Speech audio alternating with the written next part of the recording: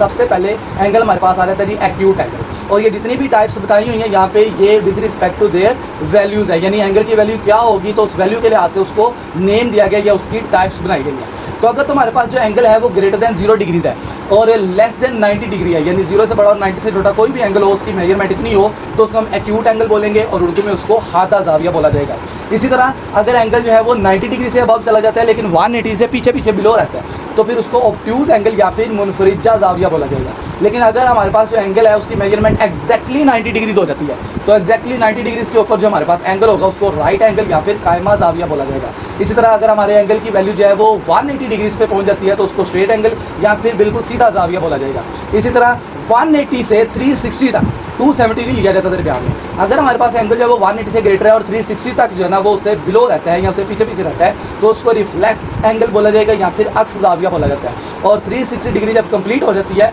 यानी यहाँ से अगर हमारे पास कोई एंगल स्टार्ट हुआ है और ये अपनी इस तरह से पूरी रोटेशन करके यहाँ तक पहुँच जाता है यानी पूरी एक रोटेशन हो जाती है उसकी यहाँ तक तो 360 एंगल जो है वो कंप्लीट होता है और उसको फुल रोटेशन कहा जाता है या फिर एक मुकम्मल चक्कर कहा जाता है।